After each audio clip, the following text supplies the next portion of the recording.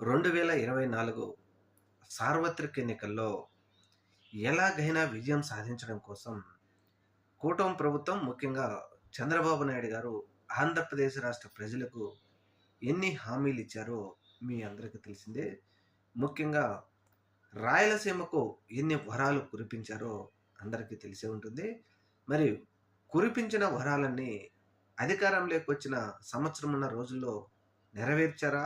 లేదా? అనేది పులివెందుల ప్రజలు ఆలోచించాలి. ముఖ్యంగా ఆంధ్రప్రదేశ్ రాష్ట్ర ముఖ్యమంత్రి 2,00,00,000 కోట్ల అప్పు చేసి మరి రాయలసీమకు ఏం చేశారు? ముఖ్యంగా పులివెందులకు ఏం చేశారు? వీరిచ్చినటువంటి 150కు పైగా హామీలను, సంక్షేమ పథకాలను నెరవేర్చారా?